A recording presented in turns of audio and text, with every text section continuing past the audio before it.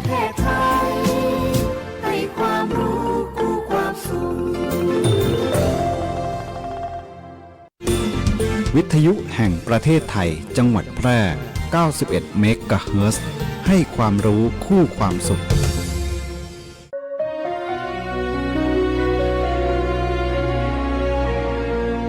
ฟ้าหรั่งรินน้ำตาฟ้าสลัว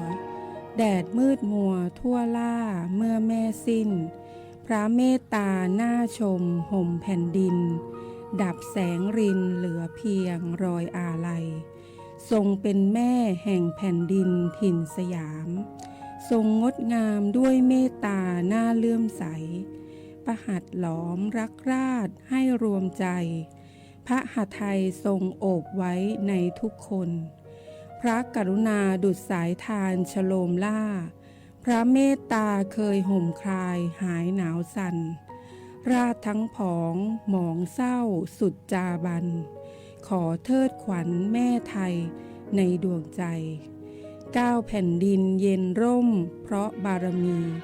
93ปีพระชนล้ำเลิศศรีขอพระองค์เสด็จสู่สวรรคีสถิตที่กลางใจไทยทุกดวงด้วยสำนึกในพระมหากรุณาธิคุณเป็นล้นพ้นอันหาที่สุดมิได้ข้าพระพุทธเจ้าสำนักงานคณะกรรมการกำกับและส่งเสริมการประกอบธุรกิจประกันภัยจังหวัดแพร่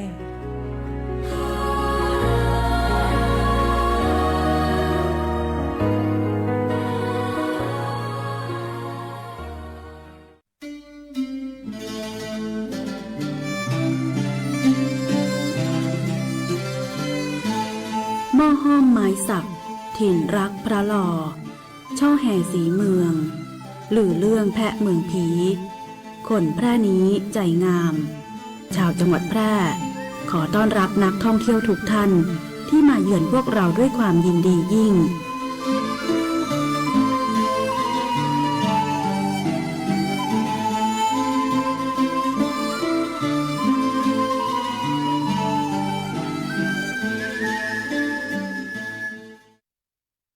รวมมือมาประหยัดกันน้ำมันที่มีก็จะพอใช้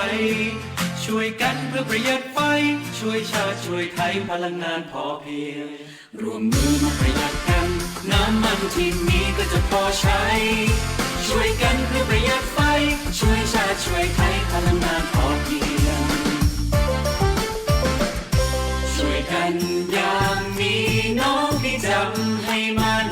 ไม่ฟุ่มเฟือยโดยพลันน้ำมันขึ้นราคาชาติจะรุ่งเรืองไม่สิ้นเปลืองหนักหนาไฟฟ้ามีค่าอย่าใช้เกินจำเป็นร่วมมือมาประหยัดกันน้ำมันที่มีก็จะพอใช้ช่วยกันเพื่อประหยัดไฟช่วยชาติช่วยไทยพลังงานพอเพียงร่วมมือมาประหยัดกันน้ำมันที่มีก็จะพอใช้ช่วยกันเพื่อประหยัดไฟช่วยชาติช่วยไทยพลังงานพอเพียง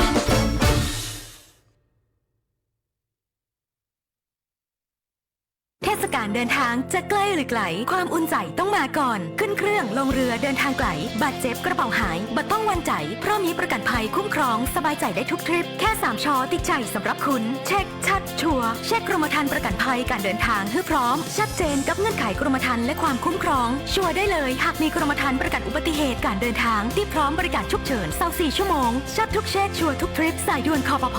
1186คปภคุ้มครองผู้ทำประกันภัยคุ้มครองคุณ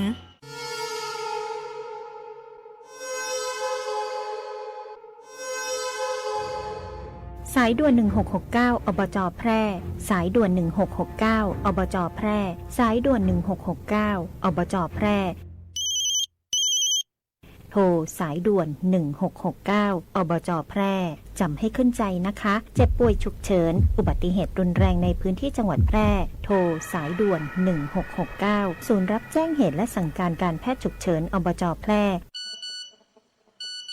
เราจะส่งต่อผู้ป่วยไปรักษาที่โรงพยาบาลที่อยู่ใกล้ที่สุดพร้อมให้บริการตลอด24ชั่วโมง ฟรีไม่มีค่าใช้จ่ายใช้ระบบดิจิทัลระบุตำแหน่งอย่างแม่นยำและวิดีโอคอลประเมินอาการแนะนำ CPR ช่วยเหลือชีวิตผู้ป่วยในทันทีโทรฟรีแต่อย่าโทรเล่นเพราะมีผู้ป่วยจำนวนมากที่รอคอยความช่วยเหลืออยู่สายด่วน1669ศูนย์รับแจ้งเหตุและสั่งการการแพทย์ฉุกเฉินอบจ.แพร่ด้วยความปรารถนาดีจากองค์การบริหารส่วนจังหวัดแพร่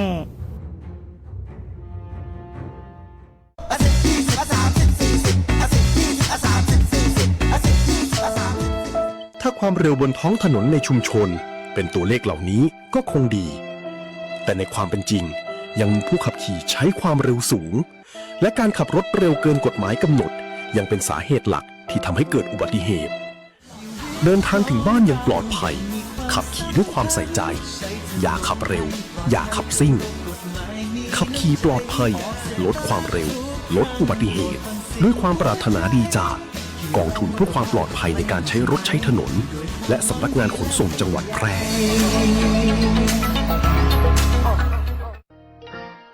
ขอเชิญทุกท่านร่วมสัมผัสงานบุญยิ่งใหญ่แห่งเมืองแพร่วันที่ 25 ถึง 31 พฤษภาคม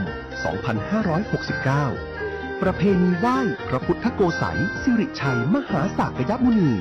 ณวัดพระบาทมิ่งเมืองวรวิหารจังหวัดแพร่ตื่นตากับขบวนแห่เครื่องสักการะสุดยิ่งใหญ่จากทั้ง 8 อำเภอ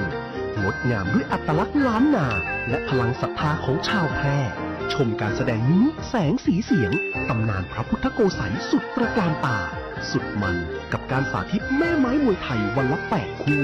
สนุกกับรำวงย้อนยุคพร้อมดนตรีสดจากศิลปินท้องถิ่น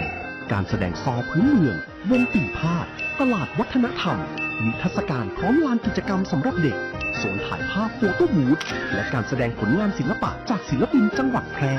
การประกวดขนมเส้นน้ำใสเมืองแพร่การแข่งขันระบายสีดินสอและแข่งวาดภาพดิจิทัลเพนติ้งการแข่งขันประติมากรรมลอยตัวและการแข่งขันตู้วาทีแล้วยังมีการออกร้านจำหน่ายสินค้าและเครื่องเล่นสวนสนุกมากมายวันที่ 25 ถึง 31 พฤษภาคมนี้ณวัดพระบาทมิ่งเมืองวรวิหารจังหวัดแพร่จัดโดยสำนักงานวัฒนธรรมจังหวัดแพร่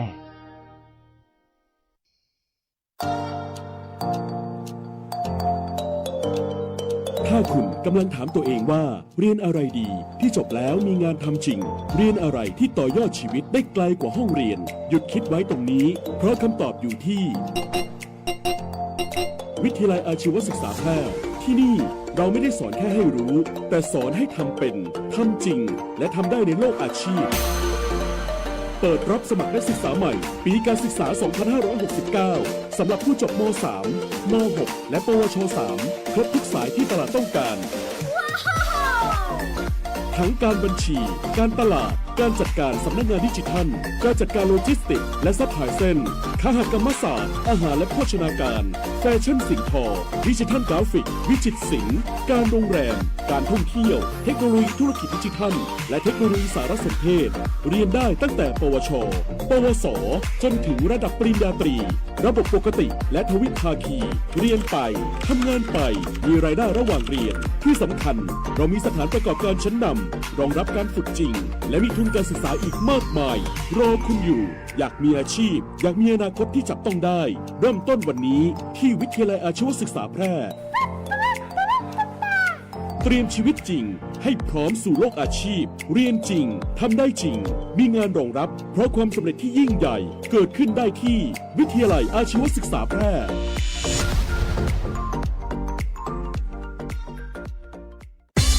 คุณกำลังฟัง FM 91 MHz สวท แพร่ให้ความรู้คู่ความสุขที่นี่สถานีวิทยุกระจายเสียงแห่งประเทศไทยจังหวัดแพร่ส่งกระจายเสียงด้วยระบบ FM สเตอริโอมัลติเพล็กซ์ความถี่91 เมกะเฮิรตซ์จากนี้ไปติดตามรับฟังรายการแพร่สารฝันพลังใจโดยเครือข่ายดีเจคนพิการ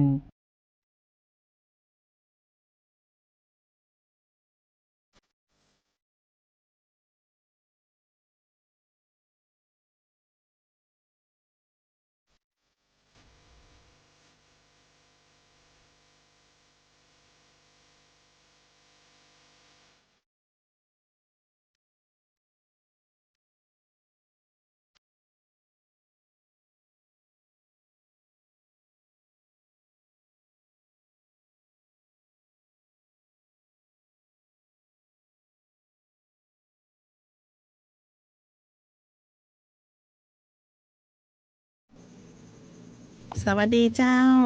สวัสดีเจ้าสวัสดีเจ้าเจี๊ยบ สวัสดีเจ้าน้องยุ้ย เจ้า วันนี้มาพร้อมกับความสดใสฝนตกพรำๆนะเจ้า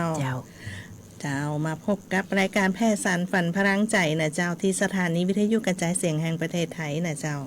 91เมกะเฮิรตซ์ทุกวันเสาร์และวันติดนะเจ้าก็จะมาปะกะหมูเฮานะเจ้า15 นาฬิกา 10 นาทีเป็นต้นไปเนาะ เจ้า ก็จะมีอันข้าเจ้าเจ็บจิตนาฏยันยงนะเจ้า พระเจ้ายุ้ยสวรักษ์มีสิริเจ้า เป็นผู้ดำเนินรายการในวันนี้นะเจ้า นอกจากท่านผู้ฟังรับฟังรายการของเฮาผ่านทางวิทยุเครื่องรับวิทยุแล้วเนาะเจ้าอีเจี๊ยบก็ยังสามารถติดตามเฮาได้ทาง Facebook แฟนเพจสวทแพร่และวิทยุออนไลน์สวทแพร่ชื่นชอบบทเพลงไหนอยากทักทายเฮาก็มีทาง Facebook นะเจ้าละกะโทรมาได้ที่เบอร์0545235516เจ้าอันนี้ก็ทักทายคุณน้อยระพีพรนะเจ้าคุณนุยน้ำคืนนะเจ้าแล้วก็ปีหนูประธานหงซ่อเนาะเจ้า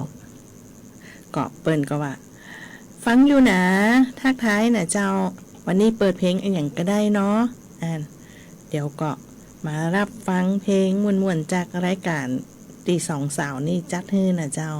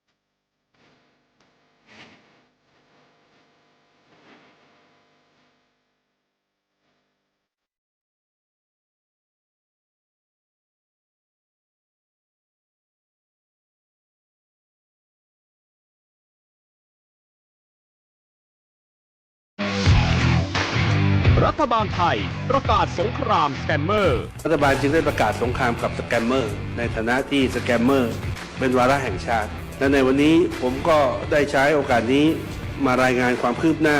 และเน้นย้ำถึงสิ่งที่เราต้องร่วมกันทำต่อไปรัฐบาลได้จัดตั้งคณะกรรมการอำนวยการป้องกันและปราบปรามอาชญากรรมทางเทคโนโลยีขึ้นมา โดยมีผมเป็นประธานด้วยตนเองเพื่อให้ทุกหน่วยงานทำงานไปในทิศทางเดียวกัน เราได้มีการลงนามบันทึกความเข้าใจระหว่าง 15 หน่วยงานหลักทั้งภาครัฐและภาคเอกชน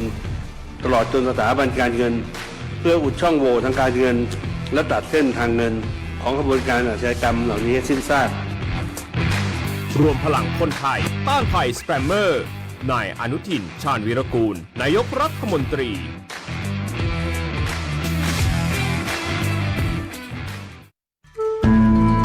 ข่าวสารหน้าหู้อู้ม่วนจวนฟังในช่วงอู้ข่าวเหล่าสู่กันฟังเจ้ารักสาวนครสวรรค์นะเจ้าผู้ฟังจากบ้านอ้อยเนาะเปิ่นของมาก็คุณหนุ่ยครับคุณน้อยและพี่พรก็ฟังไปพร้อมๆกันแล้วนะเจ้าช่วงต่อไปก็จะเป็นอู้ข่าวเราสู่กันฟังนะเจ้าน้องยุ้ยเอาอู้ถึงเรื่องลงทะเบียนนะเนาะคนละครึ่งน่ะวันที่25นี่เนาะ25เจ้าไทยช่วยไทยพัดนะเจ้าวิธีลงทะเบียนไทยช่วยไทยพัด60-40สำหรับปูดคนติบ่เกยใช้สิทธิ์โครงการคนละครึ่งพัดเนี่ยนะเจ้าประชาชนที่ต้องการเข้าร่วมโครงการสามารถดำเนินการผ่านแอปเป่าตังตามขั้นตอนดังนี้นะเจ้า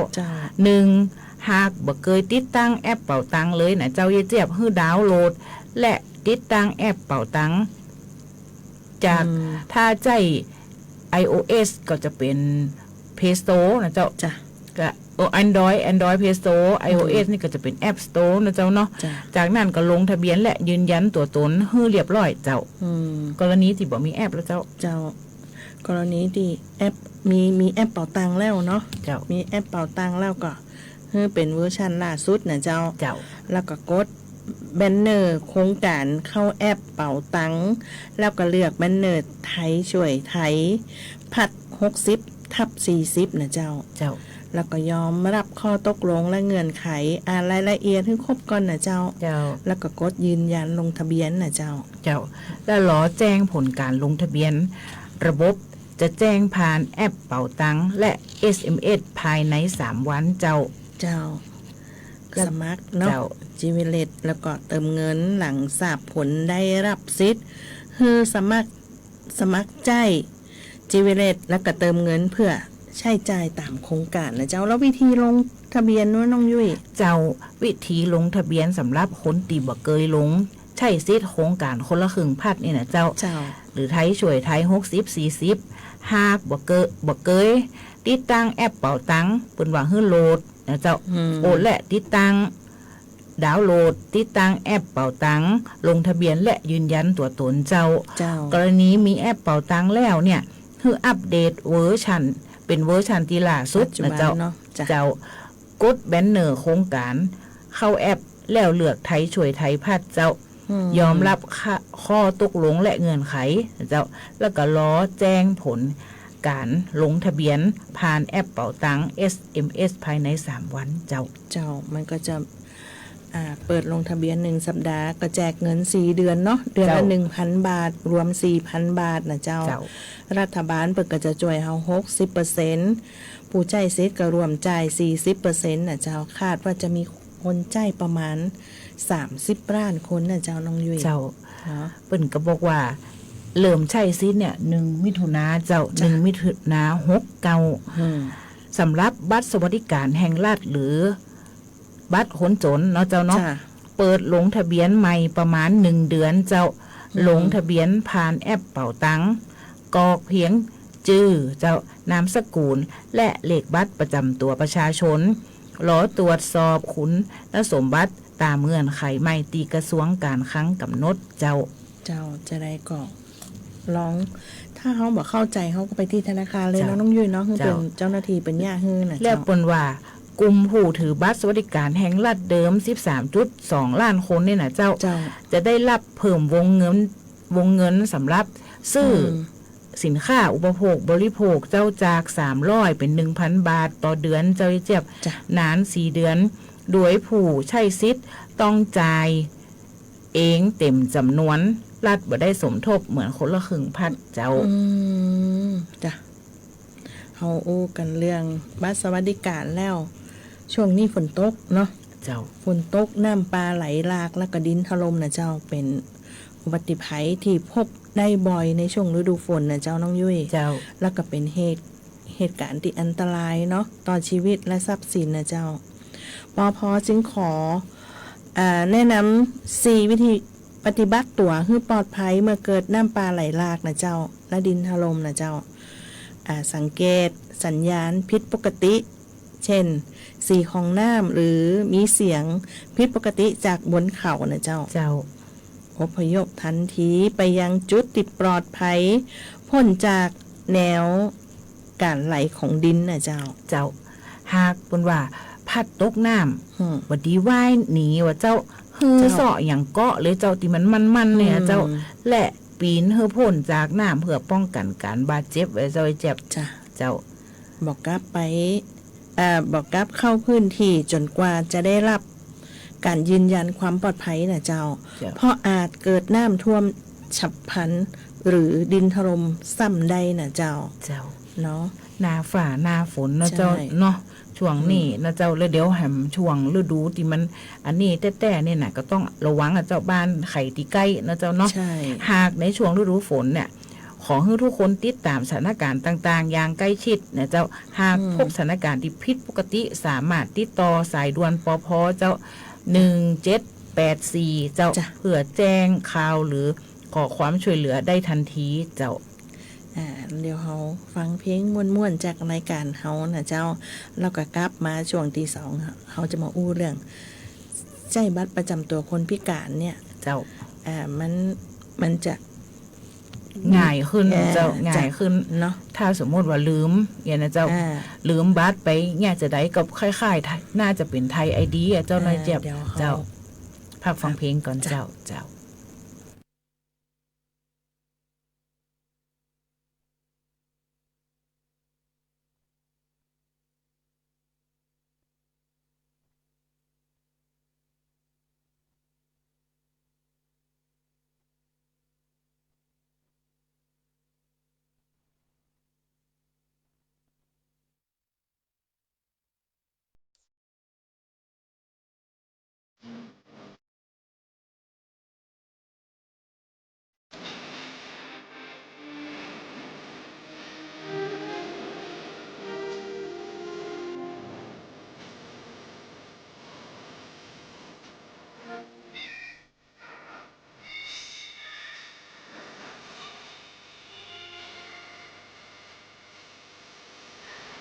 หอมมาลัยที่ชายรักมาจากเจ้ารับมาจากสาวเล่นเอาหัวใจชายสั่นลงมาลัยของดวงใจผูกพันต่างพยานรักกันไม่ว่าคืนหรือวันจิตรำพันถึงเธอหลับละเมอเพ้อไปแม่พวงมาลัยฝันใจอยู่ไหนกันเล่าน้องมาลัยเก็บใจไว้ให้ชายก่อนเพิ่นยามพี่นอนกลิ้งขจรน้ำไหลเจ้าผู้หญิงริมนี้จะคอยหยอกเย้าจูบมาไหลเบาจะไม่ยอมให้เจ้าให้นานเล่าแสนนานดังลงบานฝันเยือนให้เป็นเพื่อนเตือนรักเราเจ้าหัวใจ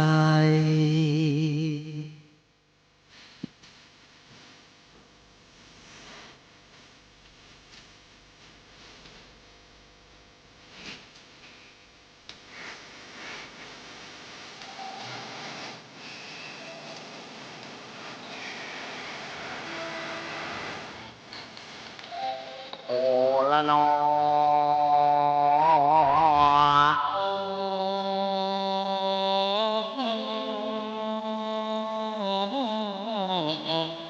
ลอยมาแล้วอย่าลอยไป มาไล่มาไกลไกลพี่ดีจะด่วนรีบหนีจากพี่ไปไหนมาไล่จงอย่าลวงหลอกจงรีบร้องขอพี่เสียโดยไวรักน้องดอกน้ำพังกลัวน้องจะช้ำตะลงทางไปเพราะเจ้ายังสาวสดสวยลงทางลงหวยใครจะช่วยเจ้าได้ผิดนัดดอกรักจะช้ำจะลงน้ำอับมารยาสาไทยอย่าให้ไม้ดอกรักโรยลาปลีพัดพลัดพรากกระจายเมื่อไรจะลืมเจ้าของเดี๋ยวอยากจะมองจะต้องไปแอบร้องไห้มาไล่แม่มาไล่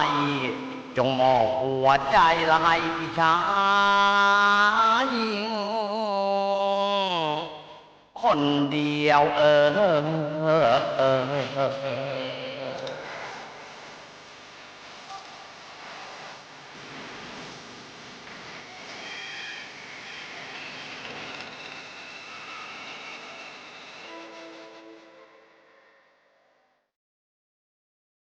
ปัจจุบันการเคลื่อนย้ายแรงงานระหว่างประเทศของไทยเริ่มเปลี่ยนแปลงโดยเฉพาะอย่างยิ่งการเคลื่อนย้ายแรงงานจากประเทศเพื่อนบ้านได้แก่เมียนมาลาวและเวียดนามโครงสร้างของประชากรที่เปลี่ยนแปลงไปสู่สังคมสูงอายุจึงมีความจำเป็นที่ต้องนำแรงงานต่างด้าวมาทดแทนกำลังแรงงานไทยที่ยังไม่เพียงพอในหลายกิจการสำนักงานจัดหางานจังหวัดแพร่เป็นหน่วยงานหลักที่ให้บริการจัดหางานแก่ประชาชนทุกกลุ่มเป้าหมายรวมถึงการควบคุมการทำงานของคนต่างด้าวซึ่งปัจจุบันได้นำระบบ e-work permit เข้ามาอำนวยความสะดวกในการให้บริการแก่นายจ้างสถานประกอบการและแรงงานต่างด้าวในกระบวนการการรับคำขอการแจ้งการทำงานของคนต่างด้าวและการผลิตใบอนุญาตการทำงานทั้งนี้สามารถรับชมวิดีทัศน์การให้บริการผ่านระบบ e-work permit ได้ที่เพจ Facebook สำนักงานจัดหางานจังหวัดแพร่หรือสอบถามรายละเอียดเพิ่มเติมผ่านแอปพลิเคชัน LINE Official S435DEAQA หมายเลขโทรศัพท์ 054-511-721 หรือ 054-511-807 และสายด่วนกรมการจัดหางาน 1506 กด 2 สำนักงานจัดหางานจังหวัดแพร่มุ่งให้นายจ้างและแรงงานต่างด้าวได้รับการคุ้มครองตามกฎหมายอย่างเป็นธรรม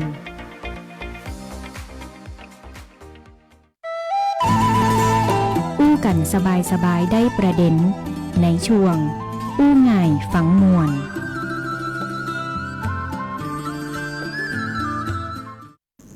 เจ้าทักทาย FC ทักทายปามพันบ้านนาหลวงเจ้าแล้วก็ขอบคุณนะเจ้า 0545235516 ชื่นชอบเพลงไหนก็ยังขอกันมาได้นะเจ้ารับฟังอยู่ตังใดก็ทักทายกันมาเน้อเจ้าเนาะตังใดฝนตกนักห้องจังแมงลองตังบ้านอ้อยจะได้ก็เอิ้นกันได้นะเจ้าเนาะเจ้าก็ต่อว่าวันก่อนวันศุกร์เนาะเจ้าก็เป็นนิมิตใหม่ดีๆนะเจ้าวันพฤหัสย่าน้อยกัลยาเปิ้นก็แนะนำไปปีจีดนะเจ้าเปิ้นชื่อปีจีดเนาะร้านธนูทรสักแห้งนะเจ้าเปิ้นได้มอบส่งต่อเสื้อผ้าหมอบของคนพิการเนาะก็เจ้าขอเป็นตัวแทนกล่าวขอบคุณนะเจ้าเนาะแล้วก็ยังสามารถโทรมาทักทายเฮาได้ในช่วง1ชั่วโมงนี่นะน้องยุ้ยเนาะเพราะว่าจะเป็นคอเพลงหรือว่ามีเรื่องข่าวสารอะไรอย่างเกี่ยวกับคนพิการก็โทรมาแนะนำเฮาได้นะเจ้า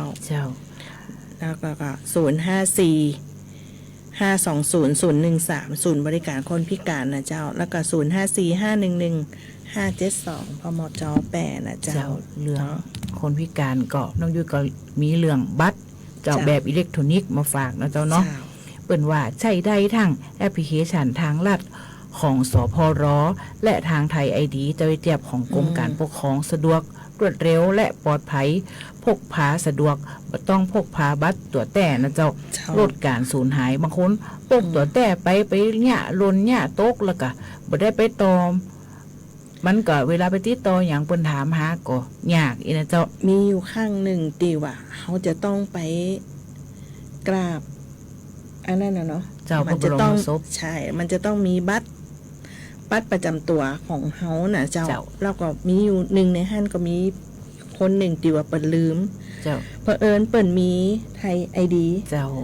คันนี้ก็เลยสะดวกเลยเจ้าเนาะมันสะดวกดีนะเจ้าถ้าเขามีไทย ID เนาะพกเอามาต้องพกพาบัตรประชาชนไปทุกตีก็ได้ปลอดภัยเชื่อถือได้ข้อมูลจากหน่วยงานรัฐรับรองความถูกต้องใช่ง่าย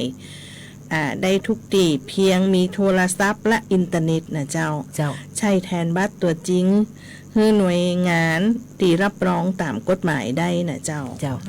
ใจแสดงตนเพื่อรับสิทธิสวัสดิการและบริการต่างๆจากภาครัฐและเอกชนตามกฎหมายใดเจ้าจะได้ก็ลองไปโหลดนะเจ้า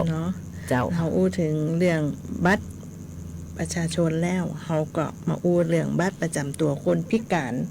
ตามมาอย่างที่น้องเลยว่าเนาะเปิ้นว่าเพิ่มสะดวกง่ายแม่นวันนี้บ่พกบัตรเจ้าใช้บัตรประจำตัวคนพิการบนกระเป๋าเอกสารในแอปทางลัดยืนยันตัวตนรับสิทธิ์ต่างๆแทนบัตรแต่ได้แล้ววันนี้เจ้าบ่ต้องพกบัตรจริงไปทุกที่ชีวิตจะง่ายขึ้นเจ้าก็คือลองใจกระเป๋าเอกสารบนแอปทางลัดเจ้าบริการใหม่เจ้าใหญ่บริการใหม่สามารถจ่ายบัตรประจำตัวคนพิการบนกระเป๋าเอกสารในแอปทางรัฐยืนยันตัวตนรับสิทธิ์ต่างๆแทนบัตรตัวจริงได้อย่างบางคนขี้หลงขี้ลืมเนี่ยตัวนี้ดีมากเลยนะเจ้าพ่อมีสถานะแจ้งเตือนวันบัตรใกล้หมดอายุตัวน่ะเจ้าสำหรับคนที่ยังบ่เคยสมัครแอปทางรัฐต้องทำการสมัครสมาชิกก่อนและสำหรับผู้ที่มีแอปทางลัดแล้วสามารถเริ่มต้นใช้งานได้เลยเนี่ยจะได้เจ้าเจี๊ยบเข้าสู่ระบบแอปทางลัดและเลือกเมนูบริการจีแทบร่างได้เลยนะเจ้าเลือกหมวดหมู่ข้อมูลของฉัน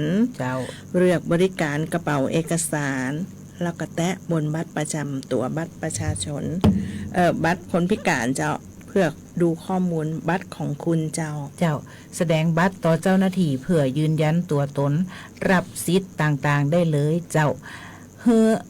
แอปทางรัฐช่วยดูแลคุณได้ทุกที่ทุกเวลาตลอด24ชั่วโมงเลยเจ้าเจี๊ยบทางรัฐสะดวกครบทุกไว้เจ้าต่อไปไอ้ความขี้ลืมของเฮานี่ก็สะดวกขึ้นเนาะเฮามีแอปเหล่านี้นะเจ้าเนาะเฮาก็ลองไปสมัครเนาะมันมีประโยชน์ดีมากเลยช่วงต่อไปก็ฟังเพลงกันแหมเจ้าเดี๋ยวเราก็กลับมาสู่นานาสาระแล้วนะเจ้าน้องลุยจ้ะ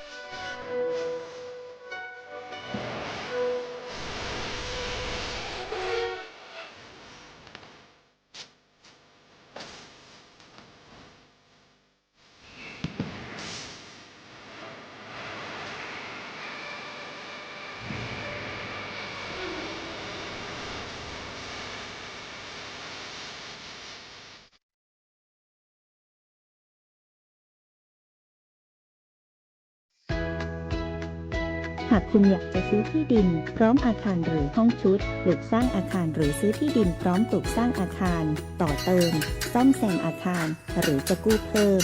ระยะเวลาในการผ่อนชำระไม่น้อยกว่า3ปีและไม่เกิน40ปีโดยอายุผู้กู้รวมกับระยะเวลาที่ขอกู้ต้องไม่เกิน70ปีอัตราดอกเบี้ยตามเงื่อนไขที่ธนาคารกำหนดสินเชื่อเพื่อที่อยู่อาศัยช่วยคุณได้สินเชื่อเพื่อที่อยู่อาศัยสินเชื่อสำหรับลูกค้าทั่วไปของธนาคารให้กู้ยืมเพื่อที่อยู่อาศัย โทรเลย 054-621-490-5 ทอสแพร่หรือติดต่อได้ที่ธนาคารอาคารสงเคราะห์ใกล้บ้านหรือ LINE THB Buddy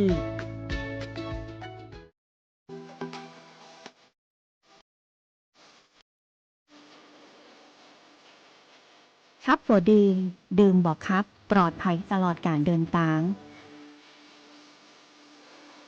ด้วยความห่วงใยจากสวทแปร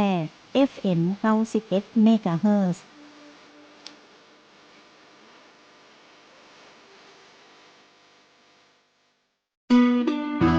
แบ่งกันปั่นความหู้ในช่วงนาสาระเจ้ากลับเข้ามาสู่รายการแผ่สารฝันพลังใจในช่วงนาสาระนะเจ้าช่วงนี้ก็หน้าฟ้าหน้าฝนนะเจ้าอีเจ็บก่อนที่จะไปหน้าฟ้าหน้าฝนนะเจ้าเฮาห่วงเรื่องไข้หวัดไข้อย่างที่มาก็หน้าฝนแล้วเรื่องอุบัติเหตุก็เหมือนกันน้องยุ้ยเจ้าเนาะเฮาก็ขับบ่ดื่มบ่ครับเฮาก็ถึงบ้านปลอดภัยนะเจ้าง่วงโทรเมาเราไม่ขับนะเจ้าฝนตกบ่อยระมัดระวังเรื่องติมากับฝนในฤดูที่มีสภาพอากาศเปลี่ยนแปลงบ่อยนะเจ้านอกจากอาการไข้หวัดแล้วซึ่งเป็นโรคที่พบบ่อยในช่วงนี้นะเจ้าก็ยังมีกลุ่มโรคที่พบบ่อยในหน้าฝนที่ต้องระวังก็คือเชื้อไวรัสนะเจ้าแบคทีเรียต่างๆแพร่กระจายอยู่ในอากาศแต่เจ้าน้องยุ้ยและมันก็สามารถเข้าสู่ระบบทางเดินหายใจของเฮาได้โดยตรงซึ่งเพิ่มความเสี่ยงให้ป่วยง่ายและติดต่อบริเวณระบบทางเดินหายใจเป็นส่วนตัวนะเจ้าส่วนต้นเลยเจ้าเนี่ยมีอาการไข้เจ้าคัดจมูกน้ำมูกไหลจามแล้วก็เจ็บคอเนี่ยนะเจ้าแล้วทุกคนน่ะต้องระมัดระวังและเตรียมตัวรับกับมันเจ้าดูแลสุขภาพตัวเก่าเฮือห่างจากโรคยอดฮิตเหล่านี้โรคอย่างพ่องเจ้าไข้หวัดใหญ่เกิดจากเชื้อไวรัสสายพันธุ์ไข้หวัดใหญ่ซึ่งมีหลายพันธุ์มากพูดถึงเครื่องไข้หวัดใหญ่หมู่เฮาอสมก็ฉีดไปแล้วเนาะฉีดยาฉีดไข้หวัดใหญ่แล้วก็หมู่ประชาชนเปิ่นก็ลงทะเบียนกัน2 วันเจ้าเนาะ2ฟังเทศบาลก็ฟังศูนย์ห้องซ่อเจ้าเนาะได้ยินว่าจะฉีดวันที่27อีเนี่ยเจ้าอีเจ้าน่ะเจ้าโรคติดต่อทอนซิลอักเสบติดเชื้อทางระบบหายใจที่เกิดจากไวรัสและแบคทีเรียนะเจ้าโรคอุจจาระหลวงเฉียบพลันเป็นโรคที่มักจะเกิดจากการรับประทานอาหารที่ปนเปื้อนเจ้าโรคเยื่อบุตาอักเสบเกิดจากการติดเชื้อไวรัสที่ทำให้ตาแดงและมีน้ำตาไหลนะเจ้ารวมถึงโรคไข้เลือดออกมียุงร้ายเป็นพาหะชุกชุมและแพร่พันธุ์ได้อย่างรวดเร็วในฤดูฝนนะเจ้าว่าถึงยุงร้ายเนี่ยนะเจ้าวันนี้ก็ทางอสมในชุมชนสีจุ้มก่อป้ากันไปสำรวจแหล่งลูกน้ำยุงร้ายทำร้ายแหล่งเพาะพันธุ์เจ้าก็ให้ทุกคนเนี่ยสายอเบดนะเจ้าก็ไปเยาะลงตีมันมีลูกน้ำหรือมีน้ำขังเนี่ยเจ้าก็จะช่วยได้เจ้าของสีจุ้มเนี่ยตะวาล่ะเจ้าของยายหยาแล้วติดที่แล้วนะเจ้าเนาะจ้ะมือเท้าปากเกิดจากโรคติดเชื้อไวรัสกลุ่มแอนโทรมักเกิดอาการรุนแรงในทารกและเด็กสังเกตง่ายๆว่าถ้าฝนตกฤดูฝนเนี่ยละออนศูนย์เล็กๆเนี่ยเป็นก็จะเกิดโรคมือเท้าปากกันเนาะเจ้าเราระมัดระวังกันไว้เนาะเชื้อโรคเรานี่แฝงมาจากน้ำฝนนะเจ้ากับน้ำฝนโรคที่มากับน้ำฝนมากจะมากับความเปียกชื้น และแหล่งน้ำท่วมขังกลายเป็นแหล่งเพาะพันธุ์ของไวรัสและเชื้อแบคทีเรียที่ติดมากับน้ำฝนนะเจ้าแล้วก็จะมีแหมโรคที่ลืมอู้ไปนะเจ้าเป็นโรคชีหนูเจ้าโรคชีหนูก็จะอยู่ที่น้ำขังนะเจ้าโดยเฉพาะผู้มีบาดแผลนะเจ้าไอ้เจ็บอู้น้ำขังน้องก็เลยลืมว่ามีชีหนูแหมโรคเจ้าซึ่งเป็นสาเหตุก่อให้เกิดโรคปนเปื้อนมากับน้ำเจ้าในน้ำฝนมีจุลินทรีย์ก่อโรคตีมีสิ่งมีชีวิตน้อยๆนะเจ้าตีมองบ่หันด้วยตาเจ้าเจ็บเฮาห้องว่าเชื้อกอโรคนะเจ้าเนาะเจ้าละออนน่ะเปิ้นหันน้ำฝนเปิ้นหันน้ำขังเนี่ยเปิ้นก็จะเป็นตีเล่นของเปิ้นนะสระน้ำเล็กๆของเปิ้นเลยน่ะเฮาเป็นคนใหญ่เนี่ยหลังจากนั้นแล้วเฮาก็ต้องรีบมาอาบน้ำสระผมชำระร่างกายให้สะอาดเลยนะเจ้าเพราะบ่อันน่ะประเภทแบคทีเรียไวรัสเชื้อราที่เป็นปรสิตเนี่ยนะเจ้าเนาะมันมาจากเชื้อโรคแบคทีเรียเหล่านี้เนี่ยให้เฮาป่วยกันได้นะเจ้าไวรัส2ชนิดนี่คือไอ้อย่างพ้องน้องยุ้ยก็มีเชื้ออีโคไลเจ้าอีโคไลนี่เป็นเชื้อแบคทีเรียที่อาศัยอยู่ในลำไส้ถ้าหากได้รับเชื้ออีโคไลสายพันธุ์ก่อให้เกิดที่ว่าโรคจากน้ำที่บ่สะอาดนี่นะเจ้าก็จะทำให้มีความผิดปกติในทางระบบทางเดินอาหารและเกิดโรคและอาการพิษปกติที่พบบ่อยเช่นท้องร่วงเจ้าเฉียบพลันท้องเสียอาหารเป็นพิษเจ้าที่เฮาอู้กันติดปากก็คืออาหารเป็นพิษเนี่ยนะเจ้านั่นก็คือติดเชื้ออีโคไลนี่นะเจ้าและเชื้อยังไงเชื้อไวรัสอินฟลูเอนซานะเจ้ามักจะแพร่กระจายได้ดีในหน้าฝนทำให้ระบบทางเดินหายใจติดเชื้อเฉียบพลันและยังสามารถติดต่อได้ง่ายผ่านทางละอองฝอยน้ำลายไอจามน้ำมูกซึ่งสาเหตุและเสี่ยงต่อเกิดโรคไข้หวัดใหญ่ปอดอักเสบและหลอดลมอักเสบนะเจ้านอกจากนี้ก็ยังมีเชื้อแบคทีเรียไวรัสที่มากับน้ำฝนหรือน้ำท่วมขังอื่นๆอีกมากมายนะเจ้าที่เป็นสาเหตุเนี่ยเฮาป่วยถึงอันตรายใดเจ้าเช่นโรคไข้เลือดออกโรคไทฟอยด์โรคบิดโรคตับอักเสบโรคชีหนูโรคตาแดงเจ้าดังนั้นหากพบความผิดปกติทางร่างกายเช่นมีไข้ต่ำอ่อนเพลียปวดท้องรุนแรงหรือถ่ายเหลวนานกว่า 5-7 วันนะเจ้าอาการเหล่านี้เป็นสัญญาณที่บ่ดีนะเจ้าแนะนำควรปรึกษาแพทย์ผู้เชี่ยวชาญเฉพาะทางเพื่อรับการตรวจวินิจฉัยและรักษาอย่างถูกวิธีนะเจ้าอย่าลืมดูแลรักษาสุขภาพในช่วงที่มีอากาศเปลี่ยนแปลงบ่อยนะเจ้าเฮาก็ควรหลีกเลี่ยงแหล่งที่น้ำท่วมขังถ้ามันหลีกเลี่ยงบ่ได้สวมรองเท้าบูทนะเจ้าเนาะเจ้าแล้วก็บ่ให้โดนน้ำฝนบ่อยป้องกันบ่ให้ยุงคบละอ่อนน้อยอะไรเจ้าเวลานอนมาวันเนาะเฮาก็ต้องกางมุ้งทายากันยุงให้เปิ้นเนาะเพราะว่าไอ้ยุงลายเนี่ยมันจะมาตอนน่ะเจ้าบาดใจว่าละอ่อนน้อยอย่างเดียวเจ้าเจี๊ยบผู้สูงอายุเจ้าเวลาเปิ้นนอนก็ถ้าบ่อยู่ในห้องตีมีมุ้งลวดก็กางมุ้งให้เปิ้นให้น้อยเจ้าพูดถึงผู้สูงอายุเฮาก็เสริมน้อยเนาะตีว่าผู้สูงอายุในเขตอำเภอเมืองน่ะเจ้าเทศบาลเฮาเนี่ยที่เปิ้นเป็นโรคสมองเนาะหรือว่าเปิ้นมีอาการบาดเจ็บหรือว่าเข่าเสื่อมอย่างเนี้ยก็สามารถที่จะขอยืมอุปกรณ์ใจได้น่ะเจ้าเช่นโป๊กเกอร์ไม่เท่าเจ้า3ขาอย่างเขตแปดชุมชนก็น้องยุ้ยกับตังเทศบาลเจ้า10ชุมชนกับมาตังห้องศูนย์ห้องซ่อนนะเจ้ายังมาขอกันได้นะเจ้าเนาะแต่ว่านี่หมอไอ้เปิดก็นำทีมอสม.แล้วก็ไปไล่แจกในชุมชนปิเจี๊ยบเนาะก็มีหลายๆท่านที่ได้รับไปใจแล้วเจ้าเนาะมาถึงช่วงเวลาสุดท้ายของรายการแหมแล้วน้องยุ้ยเขากำลังนำสิ่งดีๆเรากำลังได้อรรถรสเลยเนาะเวลากับมดแถมแล้วนะเจ้ามดเวลาสำหรับวันนี้นะเจ้าก็เจ้าเจี๊ยบจินตนาเด่นยง พระเจ้ายุ้ยสวรักษ์มีสิริเจ้านำรายการแพร่สานฝันพลังใจจากท่านผู้ฟังไปสำหรับวันเสาร์นี้และวันอาทิตย์เราก็มาพบกัน 15:10 นาทีเช่นเคยถึง 16 นาฬิกานะเจ้าสวท8 91 เมกะเฮิรตซ์สำหรับวันนี้เดี๋ยวเราจะจากลาด้วยบทเพลงมวลๆตามคำขอนะ ตาม เนาะ คำขอไปนะเจ้า